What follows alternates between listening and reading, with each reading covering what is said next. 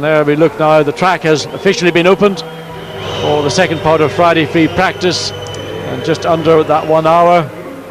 As we look into the Renault, a set of tyres that have been run, not done an awful lot of miles by the looks of them. And Jarno Trulli, who was very impressive this morning, fifth quickest, second of the Michelin tired cars with a 1:21.631. Of course, quite a long way away from what we might anticipate from Saturday's qualification and Michael Schumacher's pole of last year, 1:18.201. Hopefully we'll see somebody get below the 1:20 this afternoon, but the real work for qualifying will begin on Saturday morning in the two 45-minute sessions which precede qualifying. Yes, out comes Jarno Trulli then, and just a quick note on the tyres. There's been some controversy, John, about the Fridays, the fact that the Michelin runners have been scrubbing in tyres for the whole weekend.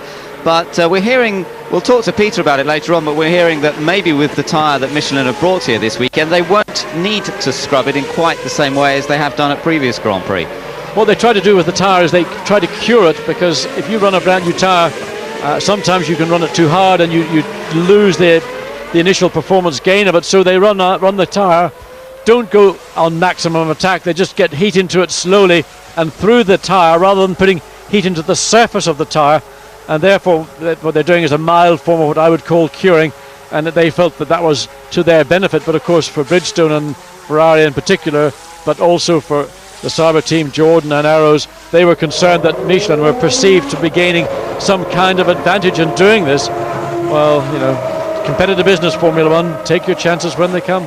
That's right. Well, here's the man who's most competitive of all, Michael Schumacher.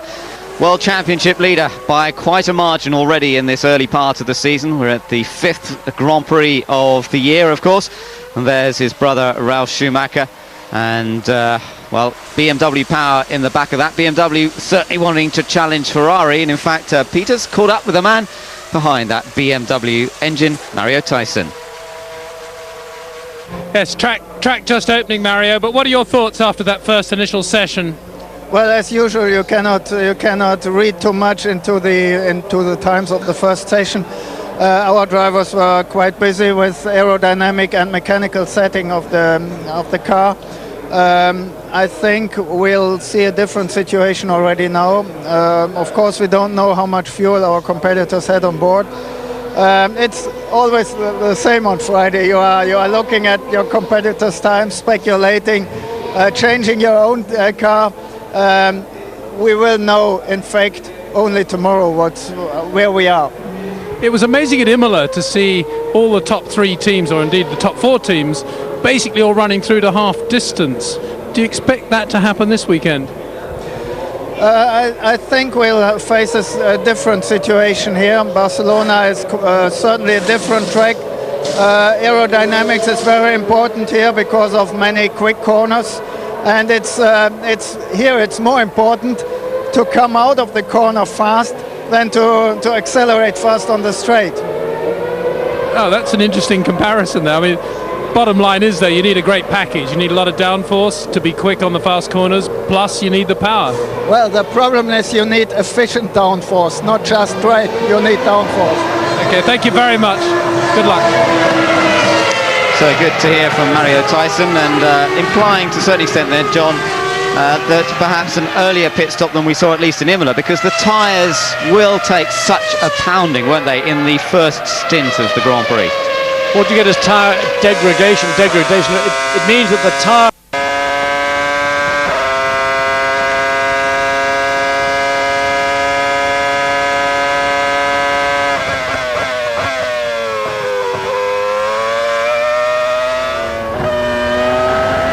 got a 65-lap Grand Prix, so it'll be 20, 20 and maybe 25 laps. Peter, I think you've got some more comments to make on the tyres. Well, I have, yes. I think the more we talk about tyres, the more complicated it gets. It gets an ever-decreasing circles. But the interesting point about this circuit is that it is not so much tyre wear, I'm told by some of the engineers, but fuel usage. Not fuel consumption, but fuel usage. Apparently being on full tanks here is much more of a penalty than it was at Imola. Quite why that should be, I'm not exactly sure. It is an abrasive circuit, but the tyre companies are saying, no, if we had to, we could run one stop here, no problem at all.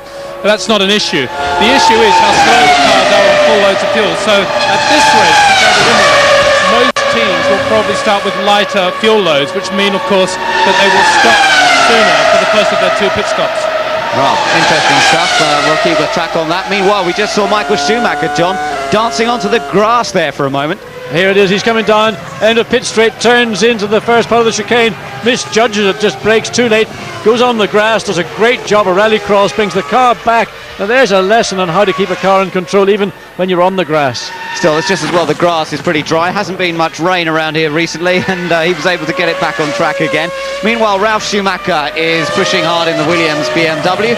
Comes out a little wider into the Seat hairpin. You can see him just working the steering a bit on the entries, downhill through there, and that just changes the balance of the car slightly.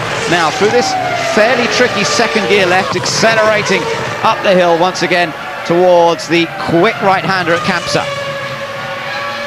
The Williams beginning to look a little bit more comfortable, certainly for Ralf Schumacher, but just going back to what Peter was talking about the option to go on a one-stop, it isn't tyre wear, we must emphasise, it's not a question of wearing the tyres out, it's a question of performance. Also, of course, if you put virtually a full load of fuel on board the car, the extra weight pays a big penalty in terms of braking and acceleration and in cornering. So by the basic layout of the circuit, it determines what you will do, even though the tyre has the capacity in terms of wear to go half distance. So, riding with Ralf now towards the first couple of corners. We've got a new speed trap figure that's higher than we've seen in the earlier session, and that's from Mika Salo, let me tell you. The main speed trap here is at the end of the start-finish straight. Well, it's still about 100 metres before they actually brake for that first corner. 316 kilometres per hour for Mika Salo a moment ago, and that's just under the 200-mile-an-hour mark. Well, Takuma Sato sat in this will be his race car, the team will have had it back, still working on it. The young Japanese driver has yet to get, well, he's actually been out, I'm just looking it down at the data channel on page 5, it's gone down to, he's on 2 laps, so he's been out and in again, but still has a problem with his car. Well, let's hope they get that sorted. Felipe Massa, 3rd fastest, remember, after the morning free practice session, the 1 hour that's already been held. And you're looking through the times that were set this morning. Nick Heidfeld, his teammate, was down in 8th. Fisichella was 9th, ahead of Panis. Bernoldi was in 10th. 4, any better, ready? I much prefer that.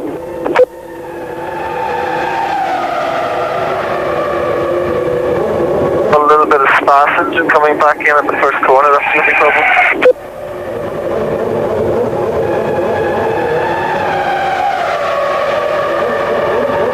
Our unrivaled access here on F1 Digital, listening into the radio there of Eddie Irvine as he just discusses what he's feeling with his engineers. David Coulthard and his 1.18 second start. Oh, David. Well, Coulthard has improved to 7th place on that previous lap. But again, you can see just how easy it is as he comes through Kampsa corner. Got a little bit of a wake-up call down into that first part of that left-right chicane, which can at times see drivers get right off track into the gravel again. Look how much work on the steering wheel. He really is having to work at it today, John. There doesn't seem to be the flow at the moment that we might expect to see. Hopefully they'll get it together a little bit. Now, we have seen some strong performances this morning. We were talking about them earlier from the 2 Arrows cars, Heinz-Harald Frentzen and Enrique Bernoldi. And I believe we can speak to Tom Walkinshaw. Tom, can you hear us okay? Yes, I can, thanks. Great, you must be down there. I don't know if we still got Tom there. Can you still hear me, Tom? Yeah, we've lost him. I thought we might have done. We had awful feedback. I hope we didn't deafen him with that. Well, hopefully we might get a chance to speak to him again in a little while. Frentzen, I mentioned, 6th fastest. Enrique Bernoldi, his teammate, in 11th place. And both Arrows cars showing well in the early stages of free practice, but we'll find out more a little later. Meanwhile, we're looking in the BAR Honda pits here. Olivier Panis 10th fastest currently. Jacques Villeneuve down in 17th place. And a bit of work going on in that pit. Jacques had a good result here last year, actually a podium finish for BAR Honda, and it was their first podium in some 2.5 years. Well, they could do with a result like that again, couldn't they, John? Because although he had a podium here, it didn't really extend much beyond that last year. Well, that podium very welcome, of course. 4 points for the team in the championship last year, very valuable points indeed equate. And they in fact went on and had a battle all season with their fellow Honda users, and it was only at the end of the year when Jordan had a situation where they had to go and appeal against an issue where they got back into that 5th place in the championship. We just saw the McLaren being pushed back into the pit garage. I think, Peter, you're standing just down there somewhere, aren't you? I am indeed, Ben, yes. You're talking earlier about the relationship between Juan Pablo and Connie, his fiancée. Well, Kimi Räikkönen announced yesterday that he's getting engaged as well. I think it's symptomatic of this young guy's life. He's very much in control of what he's doing, and he's really fitted into that Mika Häkkinen role, if you like, at McLaren, absolutely perfectly. And as we see at the moment, we see Mark Arnold, he's the chap with not too much hair there, just lowering the TV monitor onto the car.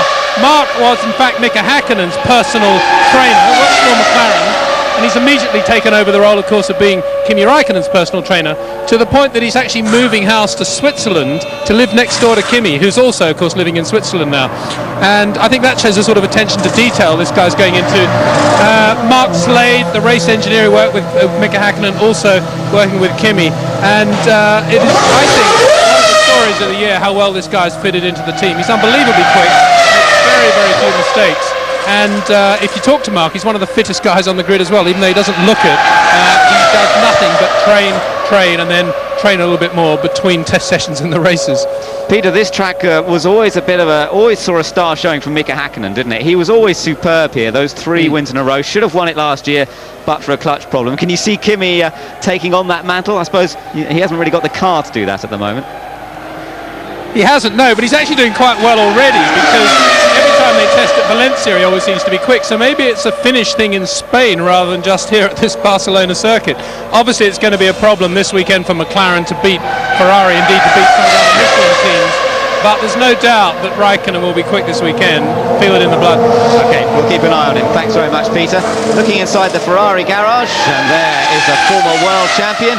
On the left is Alain Prost, of course. This time John coming to a track, not as a team owner, not as a driver, just to come and have a look, and he's talking to Ferrari test driver there, Luciano Berti. And a huge disappointment, Alain Prost's team. It got closed down prior to the start of the season, and Alain personally very upset indeed, and made some very outspoken comments. I think many people felt that he'd gone beyond the pale and blaming everybody and maybe not looking towards himself in some of those issues. Nevertheless, a man who's won 4 world championships and so many Grand Prix, it was a bitter pill to swallow to have to admit that he didn't get it right as a team principal.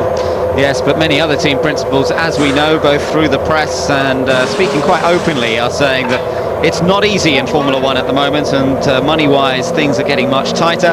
Alain, the first victim of that. 28 telemetry, all pump on. A little bit more team radio from the Jaguar team as Eddie Irvine continues on round. Eddie currently down in 18th position. Well, both Jaguars now they're performing outstandingly. Pedro de la Rosa, the local hero here in Spain, only in 16th. And Nicky Lauda, while we were chatting and having a bit of fun with Nicky in between these 2 sessions, really Jaguar waiting until the developments with the new wind tunnel down in Bicester. All pump off.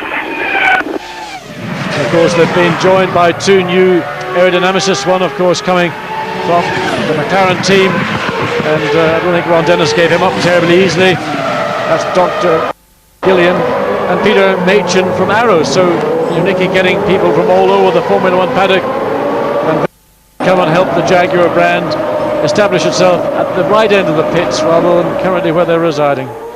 Yes, still with plenty of work to be done there, of course. Arrows, Heinz Harald Frentzen preparing to get into the car now and come back out, defend that 6th fastest time. It is only Friday. It doesn't mean a great deal to be 6th fastest in Friday free practice, but it's still a little boost for the team, give them a bit of confidence. Have to go back a few years to when an Arrows was last in the points here in Spain. In fact, when it was known as Footwork back in the early 90s, Michele Alboreto finished 5th place here back in 1992, but it's been a while since they managed to get a car in the points in Barcelona. Looking at the times there that have been set so far, you can see Frentzen's was just about a second off the pace earlier on. Nick Heidfeld currently on track, 8th fastest, and on a fairly quick lap it looks like at the moment, although I don't think this will actually improve his time.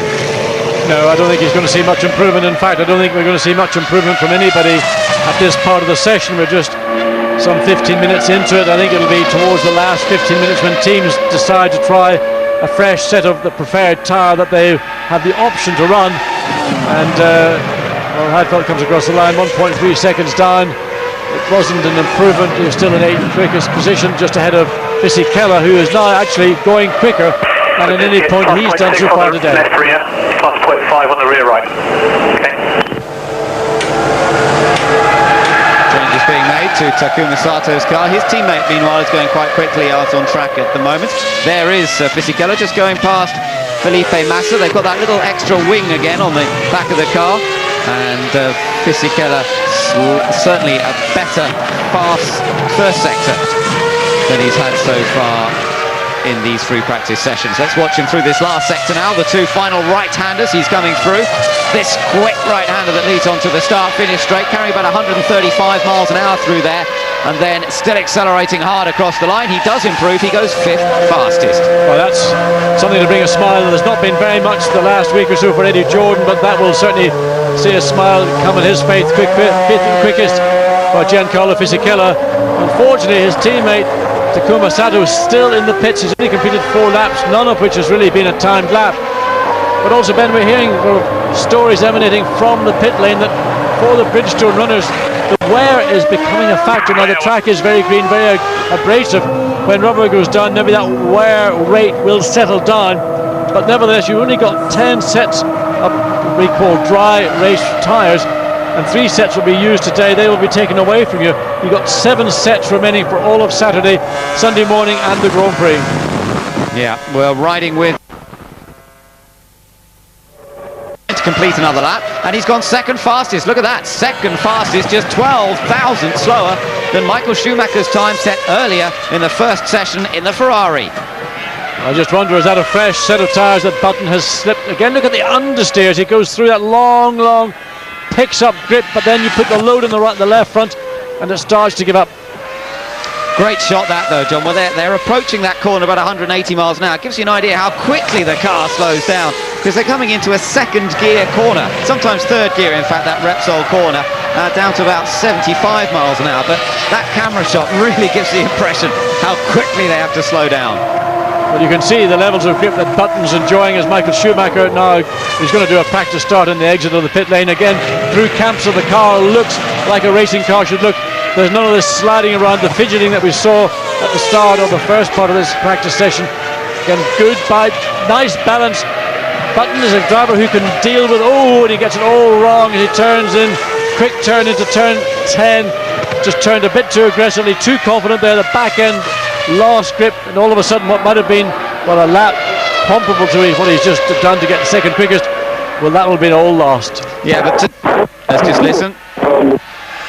Not getting much there. Today's the day to do that kind of thing though, John, isn't it? You've got to find the limits, you've got to push, find out where the car does give you confidence and where it doesn't, and then go back to the engineers and tell them, and look at this, good lap coming up for Juan Pablo Montoya.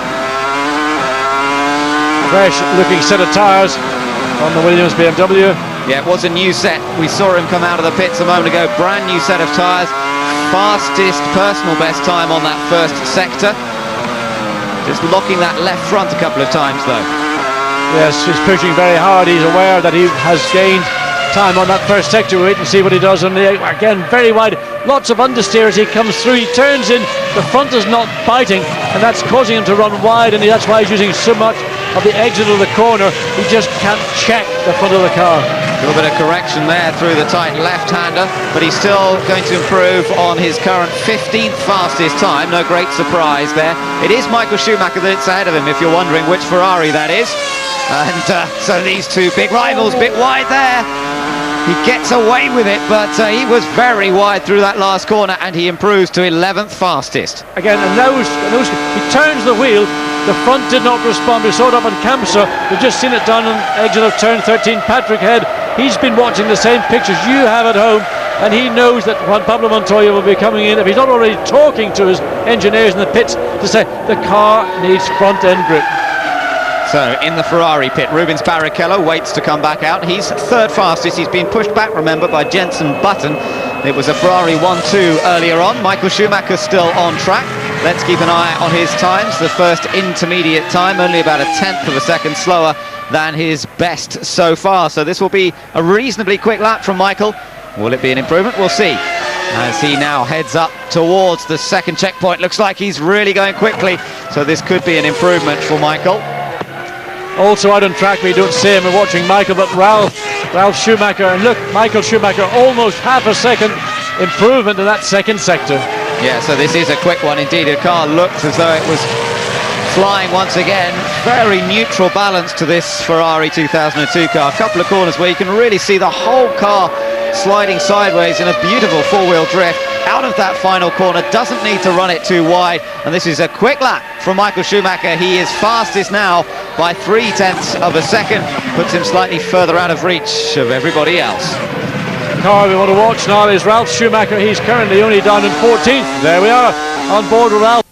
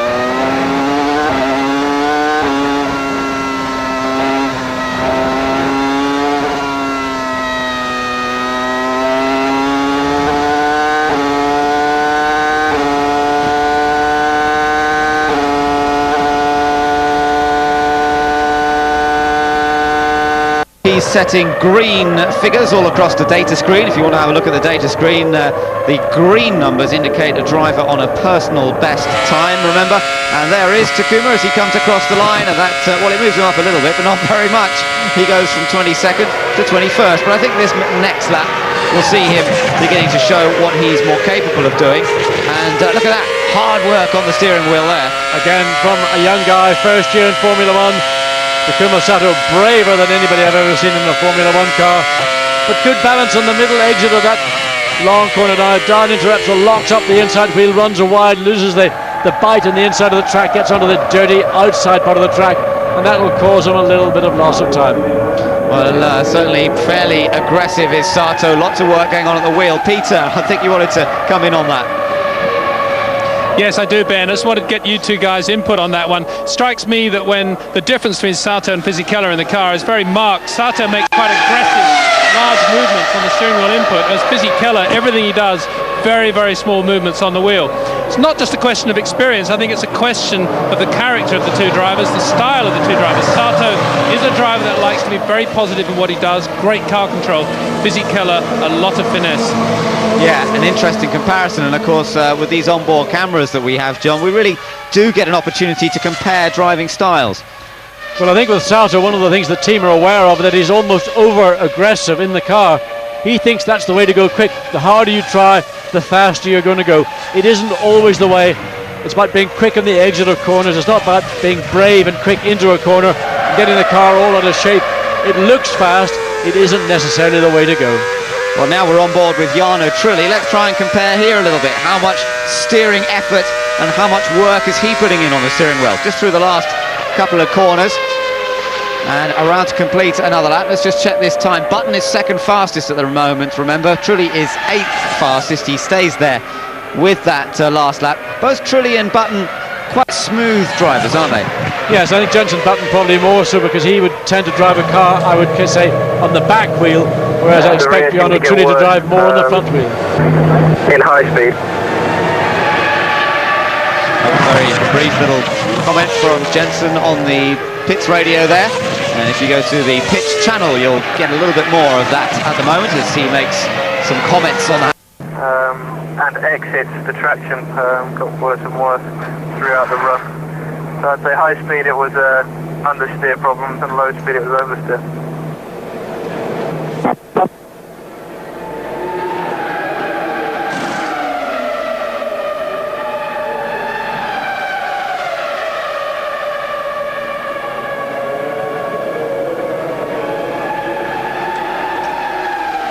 Olivier Panis, who is immediately behind him in the BAR Honda, he's now gone fourth, and it's Bridgestone, Michelin, Bridgestone, Bridgestone, Bridgestone.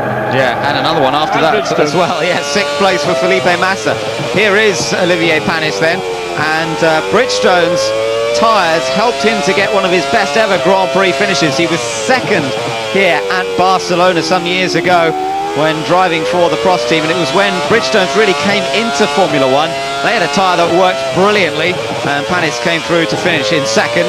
And at the moment, in this free practice, the Bridgestone tyre seems to be the one to have. Let's just watch him a little further. Quite smooth at the moment, and not running as wide as we saw a couple of drivers. In fact, Olivier himself was off wide earlier on today. I think what we're seeing, this flurry of times from Panis and from Benoldi, is more a reflection of the drivers running on fresh rubber. The time you gain on that first flying lap is probably almost half a second faster than you'll ever do in subsequent laps, which is good for qualifying because we're going to see most of the drivers running 4 sets of tyres, so the track is going to be very, very busy throughout Saturday's qualifying session. 4th fastest for Olivier Panis. He stays there. That's a slightly slower second flying lap from the Frenchman. Heads into the first corner, and now keep an eye on Nick Heidfeld. He's also got personal best. He's 13th quickest. Expect to see Heidfeld now up into the top 6 at worst. Up he comes, yep, spot on, John. 6th fastest for Nick Heidfeld, and that puts him just behind Enrique Benoldi and just ahead of his teammate Felipe Massa, who's now 7th. So top 6 now: Michael Schumacher, Jenson Button, Rubens Barrichello, Olivier Panis, Benoldi, Heidfeld, and then the top 10's made up with Massa, Ralf Schumacher, Kimi Räikkönen and Giancarlo Fisichella. Well, some of the minute changes that take place around the front wing area, hypercritical part of a Formula One car. And we look now at Jacques Villeneuve, who's been eclipsed by his teammate. Now Villeneuve has been in the pits, he's been back out again, he's come back in. I suspect Villeneuve has yet to run on a fresh set of rubber. Villeneuve 16th on a 1:22.185. Panis 4th, well, just 1.1 seconds quicker than Villeneuve. A little bit of work going on here to perhaps hide what tyres they're running. Not quite sure what they're up to. I like the front wing on the McLaren. It's got that little sort of 3 elements to it, and work continuing aerodynamically for McLaren as we now switch from Raikkonen's car to David Coulthard's car on track, about a quarter of the way around the track at this point. Well, it's David Coulthard we're watching as he comes down into this very tight downhill. It's a frustrating corner, the Seat corner. You're always having, again, to wait to pick up the throttle. You're waiting for that front end grip to bite. It's a low speed corner. It's a more mechanical part of the circuit than the faster parts as we climb uphill. And this is a problem that Coulthard had through this Campster corner. He couldn't get the car in. This time looks much better. Yeah, this lap looks altogether better, tidier, and looks as though he can get the car into the corners, which he seemed to be struggling with earlier on. Gets the power on nice and tidily on the exit there as well. Tucks it into the apex through the Bank Sabadell, now up towards the New Holland corner. This is the right-hander that leads to the final bend at turn 13. Good and tidy through there, using a little bit of curve, just about the right amount. Where does this put him then? This brings him up to 6th, so that's a big improvement for David Coulthard. So Coulthard will feel a little bit more comfortable with that last run. The car looked neat and tidy. Coulthard was able to do his job of driving and not having to fight the car. Behind Harold Frentzen, who has been very strong so far all weekend, was in the top 6 earlier in the session when we began. In fact, he's now all the way back down to 13th.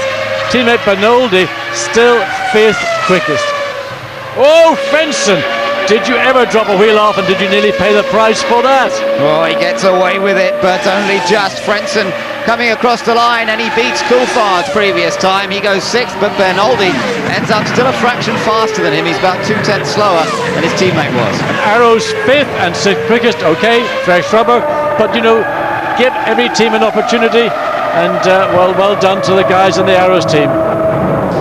Yes, indeed. That car is showing the sort of performance. It's sort of, we've glimpsed it a couple of times this year.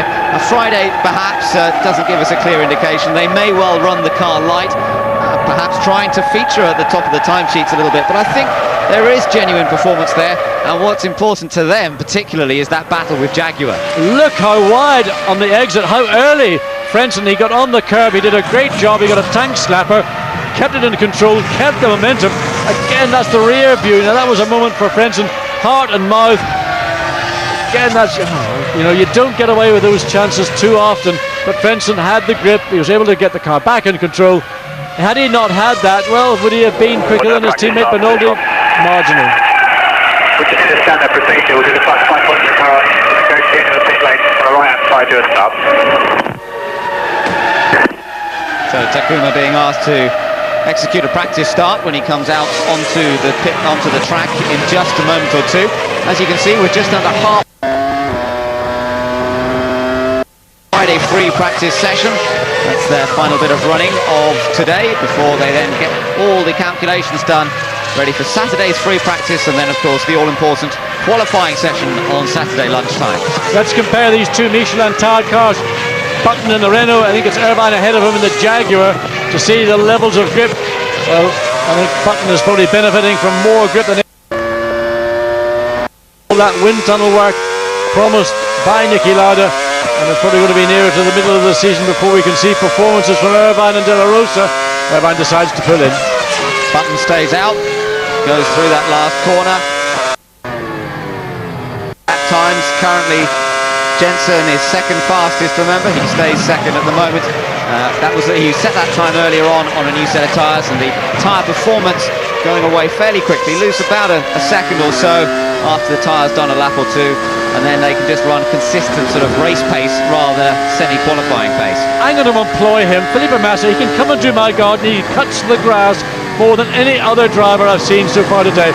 Massa on a personal best first sector, normal time second sector. Giancarlo Fisichella in the meantime has leapt up to 7th fastest, just behind Frentzen by a tenth of a second. Dread to think what his hourly rate is though, John. He's on not nearly as much as most Formula 1 drivers, this of course being his first season of competition, but he's probably on something like £350,000 for a season of racing, so it might be a bit of an expensive way to get your lawn cut. Well, no improvement for Felipe Massa, remains in 8th place. Still working hard though, isn't he? Look. Well, I'll tell you what, the Sauber team get value for money. His work rate is the highest of anybody, outside of probably Takuma Sato, who's having a thoroughly miserable Friday here in Barcelona. Still slowest in 22nd place, has been in and out of the pits. I think probably, well, he's done 9 laps in fact, of which 1 or 2 have been timed laps, the rest have been simply in and out laps. So now we're looking at the McLaren Mercedes of Kimi Räikkönen, and well, we heard from Peter just how well he's integrated with the McLaren team. Very, very impressive, been so cool and calm throughout the course of the season so far. Unfortunately, the results haven't always been with various non-finishes. He's failed to finish each of the last 3 races, just has that 3rd place in Melbourne to look back on from this season so far. Well, we saw he's down 3 tenths in that first split. Let's see what he is in the second split. Kimi Räikkönen, well, just over a second. Räikkönen currently 12th quickest, and that is about the difference right now between fastest Michael Schumacher and Räikkönen in 12th place. Again, having trouble car the first part of this turn 10. Lets the car go out, but can't get it back in. He has to wait all the time to find the grip.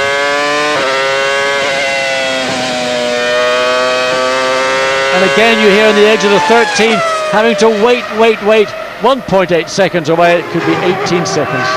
Yes, a long way off, but Räikkönen certainly seems to enjoy driving this track. He actually out-qualified his teammate last year, Nick Heidfeld, when they were both driving for Sauber. That was quite an achievement in his first season of Grand Prix racing, although, as we know, this track used extensively by the team, so he'd had plenty of chance to learn it. Now, here is Takuma Sato, not having completed many laps, John, but it looks as though he's pushing pretty hard. He has been pushed down to 22nd place. Even Alex Young is quicker than him at this point. And you hear loads of traction control as he accelerates out of turn 9 up into turn 10. the balance of the car, the balance of the Jordan chassis, I have to say, looks very good. That's just Sato getting a little bit over eager on the throttle again, runs wide, picks up the curb. But the balance of the chassis, very, very comfortable, good for a young guy like this. Not too much work from the car. He moves up to 17th place. All he needs now are more laps. He needs to do a run of 3 laps just to get some continuity into his day. Yes, hopefully he'll be able to achieve that. Again, sort of soaring at the wheel a bit going into the first corner. Set up and on grip. With this one, yeah, there is a little bit more grip, but looks like on the corner, on the high-speed corners, moving a little bit more. And so that was a bit more snappy. On the second lap, there was a little drop on grip.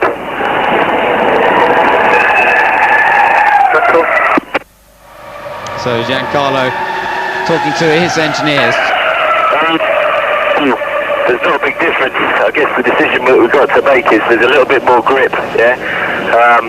But unfortunately, as you say, there's a little bit more moving in the high speed. You'd probably. So just listening in a little bit to the conversation that Giancarlo's got with his race engineer, and if you want to listen to more of that, it's on the pits channel at the moment. Meanwhile, we're turning our attention to Juan Pablo Montoya, who is, look, very close to Michael Schumacher's first split time there, and this should improve Montoya's current position, which is 14th place.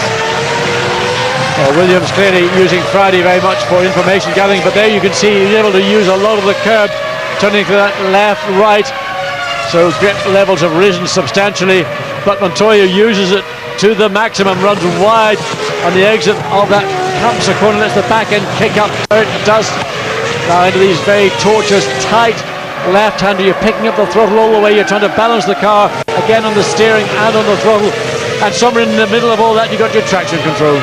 Interesting, is might get a little bit held up by Jacques Villeneuve just ahead of him here through the final corner.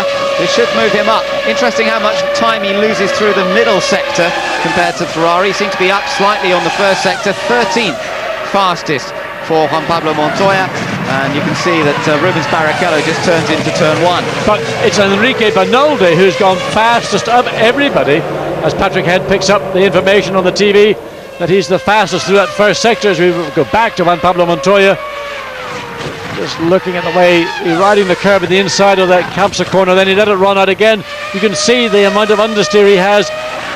You come up to this corner, you're looking sort of slightly skyward, and then you turn right, and it's one of those corners you always feel that you could push harder, and what happens when you do? You run wide on the exit. Well, here's the man who, as you said, John, has just set the fastest first sector time, and look at that, he's only 0.1 of a second down at the second sector, so he's currently 5th, but this looks like an improvement for Enrique Bernoldi. He's got to watch out, he's got Mark Webber ahead of him. Ben, you have to ask yourself, is this genuine pace from Arrow's team, or is it just something to just put them on camera, get them to the top of the lists, sometimes called a sponsor time? Look at that, he is still 5th fastest, but an improvement in time and just a fraction from going 4th fastest, so it's all pretty close up at the top end of the times. Michael Schumacher on a 1 minute 20.3, then it's Button, then Barrichello, Panis, Bernoldi, Frentzen, Fisichella and Massa. Jacques Villeneuve down in 14th position, as you can see, and trying to improve on that at the moment with 21 minutes still to go. Well, he has actually jumped up a couple of places. That was a fractional improvement for the Canadian, up to 14th place, as he trails around behind Rubens Barrichello in his Ferrari, as Michael stands waiting in the pits for his car to be prepared. Just 21 minutes of this session remaining, and Ferrari not desperately keen to have our camera poking in, but there we go. Nevertheless, looking at those brake cooling dust ducts and around the back, the aerodynamics of the Ferrari. Michael Schumacher had a testing accident last weekend at Mugello, went off track, didn't hit anything, just went into the gravel. Grip all round. First lap they seem to be doing the same sort of thing. Maybe slightly more understeer in the middle of the low speed. Button relaying as we look at Frentzen, because Frentzen's on a good one here. Yes, Frentzen goes 2nd fastest. Well, you may be right, John. Arrows may be pumping the fuel out, but you have to say it's still pretty impressive stuff. Frentzen 2nd to Michael Schumacher, ahead of Jenson Button. His teammate is 6th.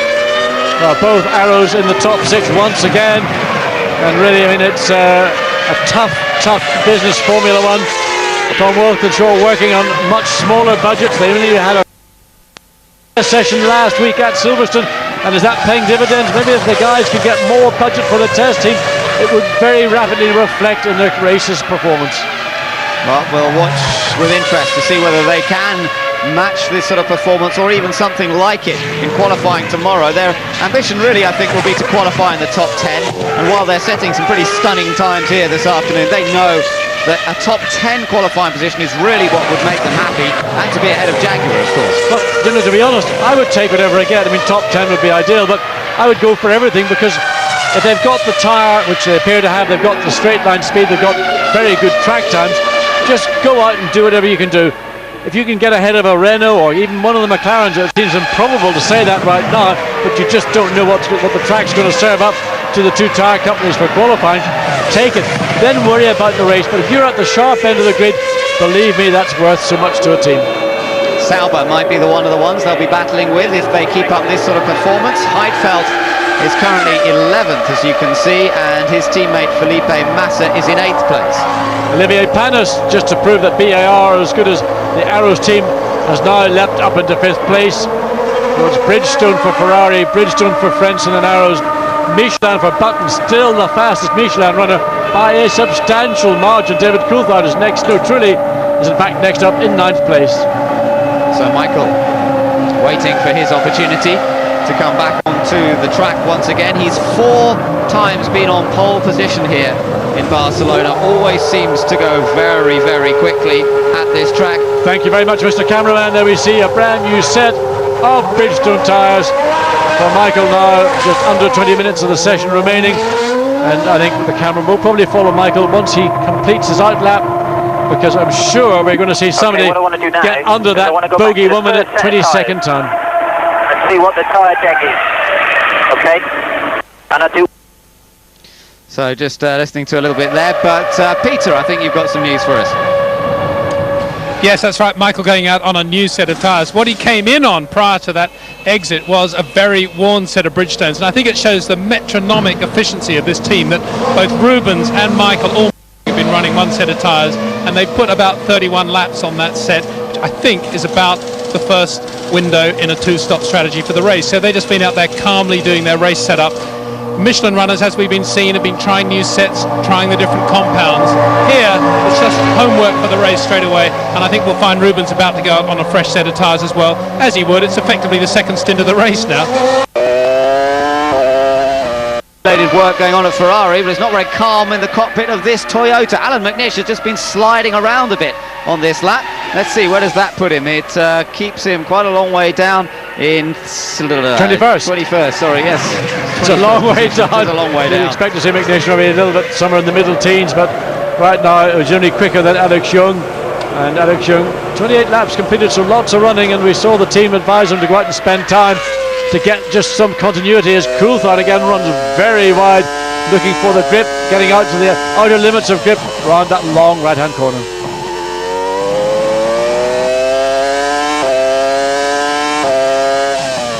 Down towards Sayat corner now, the left-hander. You can hear the crispness of the gear change. Remember, 12 months ago they reintroduced the electronic aids such as traction control and the capacity to have automatic gear changes up and down the box. And again, David's using every inch of curb and grass. This is the corner that's been, I think, one of the big problem corners for David Coulthard all morning. This run looks much better, but he's 7/10 of a second down, and that's going to put him somewhere around the 1 minute 21.1, 20 minute 2, and currently Coulthard's best is at 21.2. Again, the understeer having to wait before he can get on the gas. Now let's just watch him through the last couple of turns, leading around to completion of the lap. That was tidy, through there neatly, and Coulthard down in 10th place, no change in that position. The lap only a fraction slower than his previous best, but it does keep him there in 10th. Interestingly, in that last sector, in those last 3 difficult corners, he had a personal best, so elsewhere around the circuit, not getting the grip that Coulthard would right. But here's Michael Schumacher. Yes, Michael Schumacher kicking up the dust. A trace of understeer for a change from the 2002 car, but it still looks very, very good out there. Let's take a look at the sector time. Half a second down on his own best to date. Well, that's probably a bit of a surprise to everybody in the pit lane, knowing that he's got a brand new set of tyres on. What we don't know is whether the team put any more fuel in, as he runs down Giancarlo Fisichella in the Jordan, just 2 seconds ahead of him. Yes, additional fuel will cost tenths of a second, sometimes a second or more, depending on how much fuel they've put into that car. The team knows that, and they can calculate the potential pace. So 1:21.235 for Michael Schumacher on that lap. Barrichello's just gone out. Now, if he's on new tyres as well, he may be doing something slightly different to Michael Schumacher. In the meantime, Kimi Raikkonen in 14th has got personal bests in first and second sector times, so expect improvement from the Finn. Luciano Berti drove for Prost, of course, for a while, so those two having a good old chat in the Ferrari pit at the moment as we watch Kimi Raikkonen now. Down through 11 into 12 into 13. So about a second off what would be the quickest time. Raikkonen on a time which was, well, he's gone 7th quickest. Kimi Raikkonen has found time, so he'll be, well, moderately happy with that. 1:20.996. And that puts him, 3/10 of a second faster than Coulthard, his teammate. Yes, 3/10 of a second at about the same time, but again, we don't know whether they had the same amount of fuel on board as one another. There are the times then. Schumacher, Frentzen second in the arrows, Button third, Barrichello fourth, Panis fifth for BAR Honda. So that's a little bit of a boost in their fortunes, there's no doubt about it. Sixth for Benoldi, then Raikkonen, Fisichella. Okay, gents, you know what the change is on the left front. Let's just see if it picks us up anything in the high speed turn of the front end. Okay. Button about to go out. He did his time on a fresh set of tyres. Now we see, again, that's the set of tyres we believe he would have done the time on. They've done a run of 3 laps. Jenson Button was second for a long part of the session, now down to third. They talked there, John, about a change they'd made to the left front now to see whether they gain a little bit more speed in those fast sweeping right-handers. Perhaps a change of camber angle. Could be something as simple, presumably, as a change in tyre pressure. That can make a huge difference. I think probably more would be a camber change, or maybe a slight toe-in change, something that's going to give a little bit more bite from that left front. Remember, the predominance of corners here are right-hand corners. There's a massive load, so they want to try and help that front maintain consistency through these very long.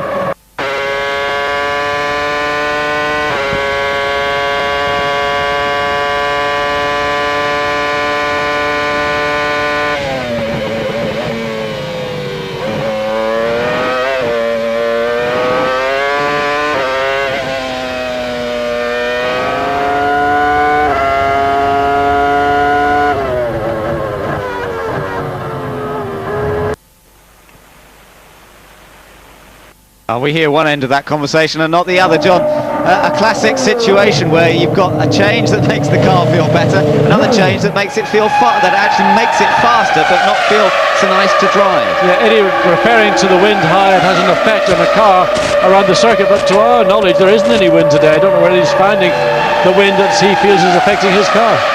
Well, it might have picked up just a little bit in the last hour or so, and we can check on that in a little while. Olivier Panis just being pushed back into his pit, 5th fastest. That's definitely promising for BAR Honda. Rubens Barrichello across the line then, half a second slower than teammate Michael Schumacher, and that keeps him in 4th position overall. We saw him laughing and joking around, looks confident, relaxed. There is Frentzen, our 2nd fastest car in this free practice session. Just over 11 minutes to go of running on Friday here for the Spanish Grand Prix, round 5 of the championship. Let's watch on through Kamsa. Oh, not too bad.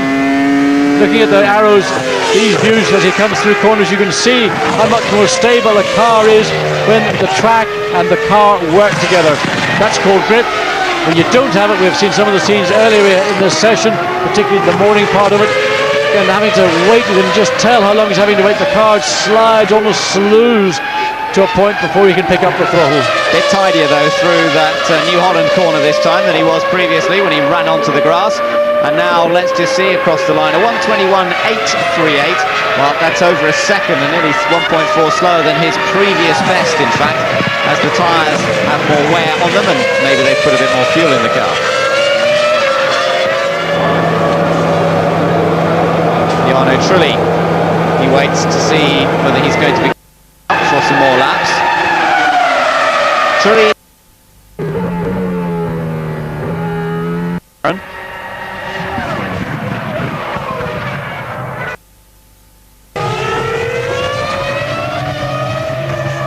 And that Renault versus McLaren battle in this free practice at the moment is being won by Jenson Button in his Renault, third fastest for him. Raikkonen fastest of the McLarens. Compare them directly, not really fair to do that because they could well be running quite different fuel loads. That still gives us a little indicator. Now, talking Michelin's. Box, Heinz, box. Practice stop, please.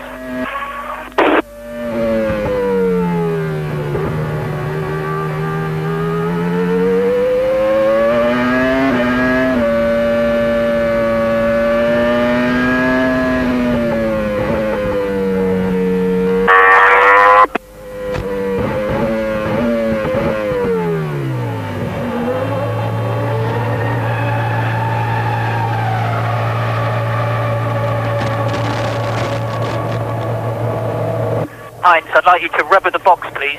So just no launch, just boot it on the way out and then stop.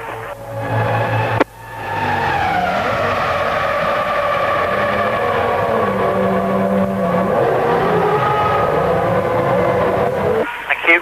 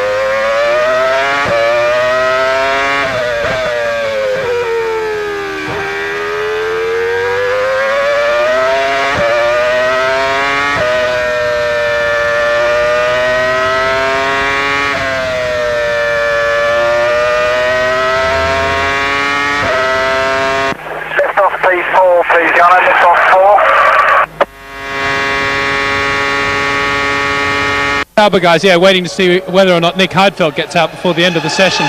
But I was interested to hear your comments about arrows and the aerodynamics here and how good that car is.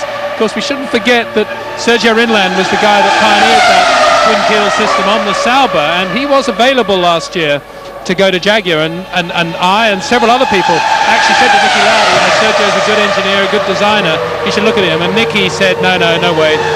and he went to Arrows, and he did a bit of work on this car. A lot of the aerodynamics you see on that car should be credited to Sergio and the team at Arrows. It's never just one individual, but Sergio went there and said, twin keel, we've got to do it.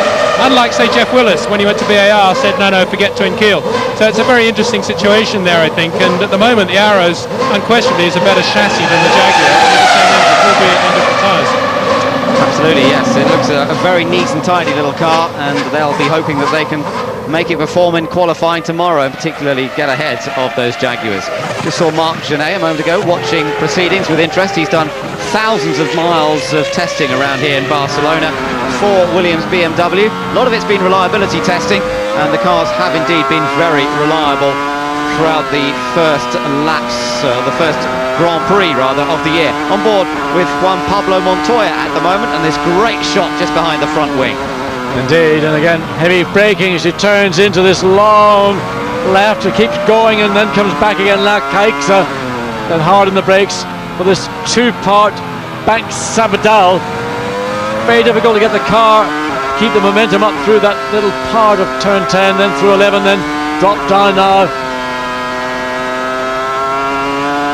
Back on to start finish straight. Look at the rev counter on the left, and up over the 18,000 rev mark. And the engine working hard here, dragging the car along at nearly 200 miles an hour before getting on the brakes. It's Barrichello, by the way, with the fastest time. That's Trulli off the road. Yeah, Jarno Trulli's gone off down at, that's the little S's that we've been watching, which then leads up to the camp. So you turn left, you run very wide, you clip the curb, and they maybe take a wheel off onto the dirt. Well, Jarno Trulli was probably trying that little bit too hard. He'd done a 23.9 in that first sector. Let's look again and see what happens. Comes down, turns in. Oh, the back end gets away, and that's the reason why. The back end didn't marry to the grip in the front, and Jarno Trulli didn't get that far away from the barriers of the wall either. Absolutely, he was pretty close to it. Let me just tell you what I meant just a second ago when we saw Trulli off. Barrichello's not fastest overall, but he's got the fastest speed trap time, speed trap figure down at the end of the straight, although it has been matched by De La Rosa, interestingly enough, in the Jaguar. They have both sped past the speed trap at 317 kilometers per hour. Well, we're almost at that 200 mile an hour mark. I wonder if it will get beaten in qualifying come tomorrow. It might well do. Very much will be dependent on how much downforce the teams choose to run for qualifying, and by and large most teams I think will probably run as near to maximum as they can carry, because a single lap is all that's important in qualifying. When it comes to race, and what we're watching now with David Coulthard could be maybe something closer to a race setup where you take some of that downforce out. It means the car moves around the track a lot more, but it's the only way to go racing here in Barcelona. So on board with David as he heads down into the left-hander, and currently, remember, he's down in 12th position on the times as we're getting into the dying moments of this session. Had a tough time here last year. He stalled on the formation lap, had to fight his way back up the order, and ended up finishing in 5th position, and still scored points, but it was hardly an ideal day for him. And this is the race where Ron Dennis made that famous comment, which I think was probably slightly out of context, in fairness to Ron, where he suspected that David maybe had a dose of brain fade, and a comment that probably went quite deep into David, and felt that sometimes engaged brain before open mouth is the thing that one should do in that situation. Yeah, of course, it was the first race for launch control, and there was a problem with that caused David to stall, and Ron gave him a bit of short shrift at the end of the race, but as it turned out, McLaren had other problems later in the year with launch control systems. David across the line, Juan Pablo Montoya out of his car in deep discussion with the Williams engineers and with the Michelin tyre engineers too. Well, just looking down at Kimi Räikkönen, but good news for all those fans who have supported Takuma Sato all year, last year winning the British Formula 3 Championship. Finally has got some decent laps in, gone 14th quickest, not as quick as Fisichella, his teammate, but he spent one session in the pits, and the best part of this session in the pits as well. So that's better news for Sato, and I'm sure that he'll be worth watching come qualifying tomorrow in attacking mode, and so will this young man, Felipe Massa, who's just having a look at the data screen. See, they get exactly the same screen that we do, looking at the times, looking at who's fast where, and he's watching his teammate here, Nick Heidfeld, just putting a lap together. Nick trying to improve on 13th position currently, but with the tyres fairly worn as they are at the end of the session, there's not much prospect of that. He was only 0.2 slower than his previous best though. So as this session now finally comes to a close with about 15 seconds, and well, Heidfeld trying to find his way past. Ralf Schumacher not being particularly helpful, and you know, both drivers are basically about to come in. Heidfeld doesn't give him any indication of his displeasure, and Ralf just cruises by. And one suspects that probably was just being a little bit inattentive in the mirror department. So checkered flag on this second session of free practice for the Spanish Grand Prix. We're looking at a replay of Heinz-Harald Frentzen. He's ended up second fastest today. Oh, but he got a bit out of shape there. Again, you shave that white line as you break down into this turn 9 and 10, and the grass very close to that line. You can just get the back end to skip up. We've seen a couple of cars do that, and Heinz just did it again for us. David Coulthard still fairly rapid, but of course he'll be coming in at the end of this lap. I think he got the checkered flag as he came around last time. And McLaren seeing themselves quite a long way down the list, 7th and 12th at the moment. And once again, it does indicate that they'll be battling with the Renaults come qualifying tomorrow, with one Renault ahead of Raikkonen and the other Renault ahead of Coulthard here. Again, just that knife edge of grip. You can see how little commitment Coulthard has as he turns in. He's just always waiting, feeling what his body is telling, those sensors in your body, feelings, and therefore that's what determines how heavily you can open the throttle pedal, how much you can turn the steering wheel. I have to say I'm a little surprised, John, at it looks as though David's really been fighting that car today. The feeling that we've had is that it's a great chassis. Adrian Newey designed chassis, great car, that it's been down on horsepower, and that's been the problem. But you have to say David has been fighting that car today. He hasn't been able to commit with the confidence that these guys, the Ferrari drivers, seem to be able to do every lap. Well, that's, I think, fairly evident. Partly, I suspect, it's down 2 tyres. Remember, McLaren are going to go through a work schedule for Sunday. They're not really considering a qualifying setup. They've got so much information. They've been so quick here through the various test sessions. They're confident in their package, but what they're doing is working towards what they may have to deal with come Sunday's 65-lap Grand Prix.